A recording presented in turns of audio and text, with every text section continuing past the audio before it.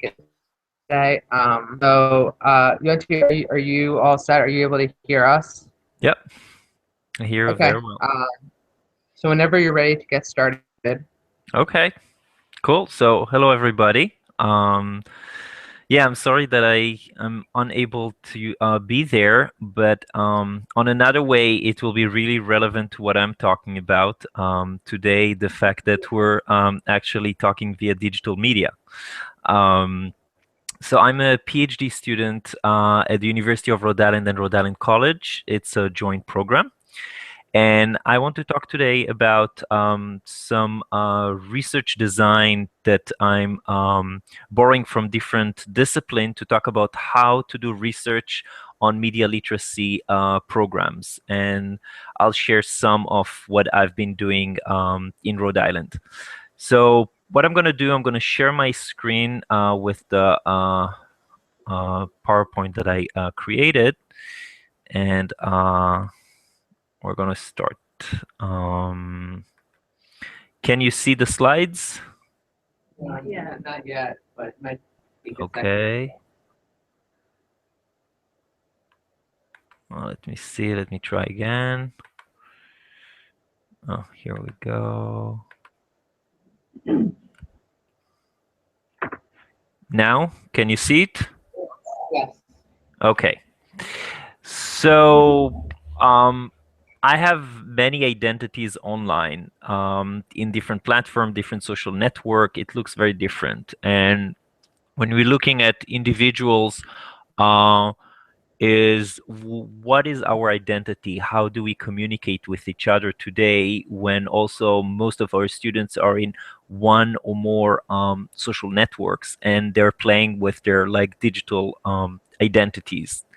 So I'm going back to Maslow and kind of like what are the hierarchy of needs in order to see how people define themselves. And I'm taking to the third steps, taking to consideration that most of our students at least have psychological or safety needs met. And then a lot of the things that they're looking for when they're coming to school before the self-esteem and self-actualization is actually to feel love and belonging and to have some kind of a bonding and a connection. And I'm trying to see if we can, um, during our research, try to find this kind of way to connect to the students also with their digital use, like with camera, with computers, with iPads, and other things like that. Um, so I found this on the internet, and it was funny when I'm showing it to students, they're feeling, oh yeah, it's exactly, if I don't have my internet, I go crazy. It's like more important than food. Um, so it's just like a comic kind of thing. But yes, the connection, the digital connection is becoming really this kind of need, which I feel is part of the third hierarchy of needs after the psychological needs and safety. Um, and there's a lot of books talking about media and about the fact that we're living in a convergent culture today, that everything is merging into uh, different medias. It's not like there is the phone is different than the TV, than the film. It's everything is together in different devices. Rashkov talked that we're in a state of present shock, that we need to be engaged all the time, but we're really disregarding the people around us, and the technology is controlling us instead of us controlling the technology. And even more, Turkel is talking about the fact that we're alone all the time with our phones, but actually we want to be together. But the way that we engage in discussion is very shallow and not getting into very more meaningful conversation. So again, looking at research design, how can we as researchers try to meet that, um, playing with some interventions of media literacy? So the question is digital connection real, and can we actually research that in educational settings? Um,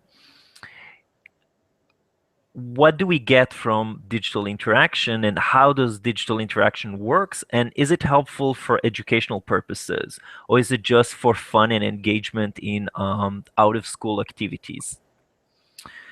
So I want to show an example of this kid that shared online. um, I don't know if anybody know about this story, but in 2010, this kid shared his story why he wanted to commit suicide, and his problem of going through really tough times and abuse. And then at the end, he said that he wants to challenge people online and give 10 reasons to smile, and that if people can share their stories and why actually they need to thank, the fact that they're alive, and what they did to strengthen themselves. And that initiated somebody else story um, that got much more hits. You can see 8 million. That was like 6 months ago. And a week after he shared his story and explained about his heart disease, he actually died from it. And that spread a bunch of videos that were reacting. And you can see online in the last 4 years, there is a lot of those kind of videos about people sharing different things that they went through and creating this kind of sense of empathy, and why they keep going, and what are their 10 reasons to smile. So something is happening, something there is existing that help us be more empathic, though there is a lot of criticism, as I showed before, that we're not attached to other human being, that we're alone together, we're in a state of present shock. So how can we look at that in educational settings? So I'm coming from the media literacy education. I don't know if you're familiar with it, but generally there are like two major camps in media literacy. Can you see the colors well, the blue and the yellow of the tent? Image delay. Okay. Okay. So, okay, I need to realize that it comes like a couple of minutes later. Um, so the blue is more the protectionist. It's the people who feel that media is abusing the viewers, and the purpose of media literacy is to protect the students by asking critical questions, by looking at what are the effects, doing educational reform, and doing some activism against the bad influences of media. And on the other side, there are the people who are saying, no, media is fun, is great, it empowers the students. We should just give them devices and let them do things. So, like digital literacy, broadband adoption, and doing media, civic engagement, and inquiry learning. And in the middle, you can see that there is the four main characteristic of what is media literacy education, which is to learn to access information, analyze media, evaluate it, and create this media. But there are still those two camps. And in a way to kind of mediate between those two camps, Hobbes in 2010 created two additions to what is media literacy. So it is access information, analyze and evaluate, create media, but also to reflect on your use and also make it as a civic action. So in that sense, she's trying to also protect, but also empower at the same time. And so in this kind of new frame of what is media literacy education, I'm trying to look at is that enhances also the empathic practices of the students. And when I'm talking about empathic practices, I'm trying to look at those 5 criteria, which I'm going to go very quickly, because empathy a lot of the time is mistakenly taken as sympathy, but empathy is much more than that. So the sympathy is the caring, the empathic concern, but there's much more. There is the ability to analyze and evaluate, which is empathic accuracy, to understand what other people are thinking or feeling, which is cognitive empathy, to feel what other people are feeling, which is affective empathy, to role play, which is imaginative empathy, and to reflect on yourself, which is self empathy. And that's the broader kind of definition of empathy that I'm looking at um, in my research methods. So, in addition, there is two ways that I'm trying to incorporate how to do empathic practices when I'm doing the research about media literacy, and it is to use the empathic listening, which is to listen, then to ask the person some questions, restate what you heard, and validate that what you heard is really what the other person meant. And that's really important as a researcher when we're doing interviews to make sure that we're going through that process when you're doing interviews. Another framework that I'm using is the human-centered design, which is a design company in Stanford, California, and they did a special kind of design for education, how to create your own lesson plan. And what I want to do is to take that and to kind of merge it into a research practice.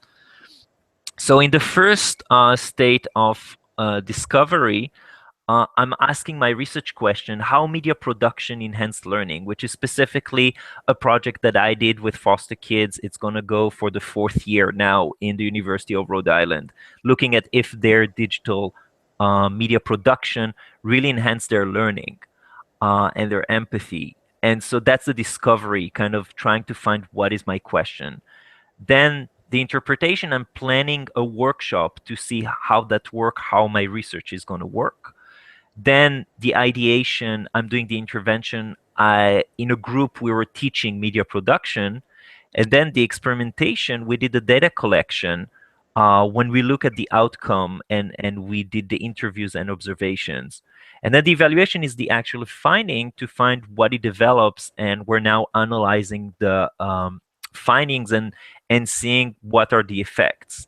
But it's also important to look at um, the empathic listening as we go through that process. So, what we did with the foster kids is we work with them to teach them media production, and then in different ways with interview, observation, and with their artifacts of looking at what they did, we're trying to figure out what's going on. And what we see is that there is a big will to connect and to learn how to analyze and to reflect, and the learning to give positive feedback to each other. But there is also a lot of challenges about civic engagement when it's outside of the context of their friends, and if we ask them to empathize with their social worker, for example, or with other people that they feel sometimes in conflict with.